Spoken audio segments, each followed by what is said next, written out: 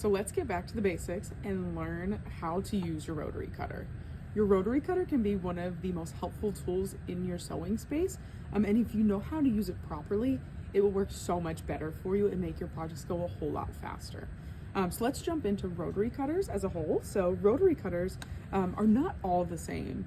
So each one is designed differently. They come in different sizes, and they also have a different type of handle, more ergonomic some are heavier, lighter. So these are three of the most common rotary cutters that we carry here at Burn Sewing. The most common one is Alpha. You can find that widely at different craft stores and such. And I do like this. It is a cheaper option for people to get into using rotary cutters, but I do find that I don't like the grip on this one as much as others.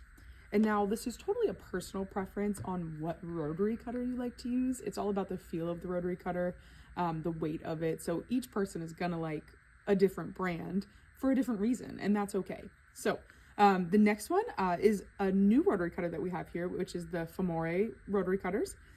This one is a little bit lighter. I think it has a more ergonomic hold to it, and it also has ball bearings in here with the blades. And so this one I find has a really light cut to it. This one is a Quilter Select ruler rotary cutter, and I find that this one is also a fan favorite because of the weight of it. So if you have a hard time when you're cutting with your rotary cutter, putting all of the weight down to cut your fabric, this one has a lot of weight to it. So it means you don't have to push on your fabric as hard when you go to cut it. And that's the reason why a lot of people here love the Quilter Select rotary cutters.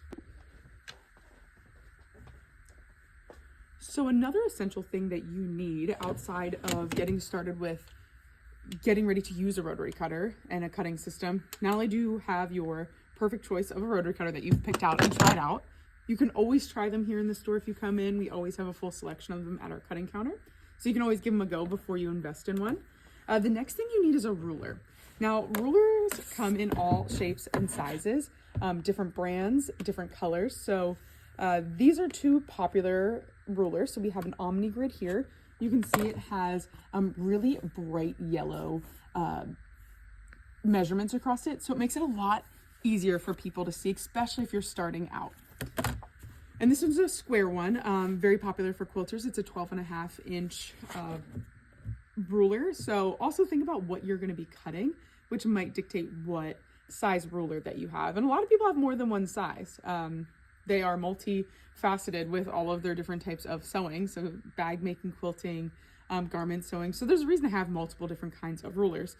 This one is a very common rotary cutter ruler, and this one is 6.5 by 24 inches. I'd say this is the most common one that I would suggest people start with when they're getting into investing into a cutting system. So this one is, you can see, has a frosted look to it, and the frost on it not only helps you see the lines in it a little bit better, all of the black measurements, but it also has a grip on the back so that when you are cutting, it doesn't slide around. And that's great for people not only that are beginners, but also if you have a problem with dexterity holding on to your rulers, this one's really going to do the job for you and put in the extra work and hold your ruler down in places that you might not be able to. So we also carry a product, it's called grippy coating or grippy grid, and it's a spray that you can spray on. Say you really like Omni Grid but you wish it had a non-slip coating on it, you can spray it onto these rulers and make them be non-slip. And then the next thing you need is a mat. So there's tons of different kinds of mats out there. This one is a 36-inch mat, 36 by 24-inch mat. This is also a very common size, but if you don't necessarily have this much space for a mat, you can also do half size. They have a smaller size. It's like 18 by 24. They even have a smaller size than that. Or if you're looking for a secondary mat, say you want to do a lot of foundation paper piecing or a lot of intricate cutting, you can keep a smaller mat near your sewing machine on your sewing cabinet and keep this one on your cutting table to be able to do those larger cuts of fabric, because you definitely want to keep that in mind. If you're cutting fabric that is, say, a cotton fabric 44 inches wide, you're going to want to be able to cut the whole length. You won't have to fold it up so much, because that can also lead to improper cutting. So I love this full size mat. I think you get the best cuts on them. So now let's get into how you use a rotary cutter. So I'm gonna use my my top choice right now, which is a Quilter Select ruler on my Quilter Select mat. And I forgot to mention, you can get a lot of times mats that are double-sided. So now it's time to cut our fabric. So you now have the proper tools and you know how to use your rotary cutter.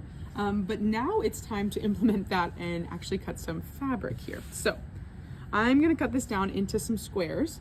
So I still have my raw edge here that I have to cut down that I haven't cut down first. So I'm just using just a line. I just picked a point, a measurement line on my rotary cutter here, on my mat, and I'm gonna line it up. And I also like to use both measurements. I like to use the mat and the ruler all at the same time. So you can see here I have it squared up in the corner. And I'm going to go ahead and open up my rotary cutter. And when you're holding your ruler, you want to hold it, like I said, with your pinky to the side of the ruler. And you're gonna hold it with a firm grip. And you're gonna push down on your rotary cutter and cut it. And it should leave you a nice clean edge here. So now what we're gonna do is we're going to subcut this fabric. And we're gonna cut this into 2.5 inch squares. And when you're done with your rotary cutter, you always want to make sure that you close it. That is the most important thing when you're using one. So I am going to look at my fabric here, make sure it's squared up with my ruler. It's important to know how to read the measurements on your rulers. Let's see. So I'm going to open up my rotary cutter, cut, and then close it. And now you have perfect squares here. And this is so much faster and more accurate. So that is how you use a rotary cutting system. So follow along on our YouTube channel for more back to basic videos to learn how to use some of the best tools in your sewing space that someone may not have taught you in the past.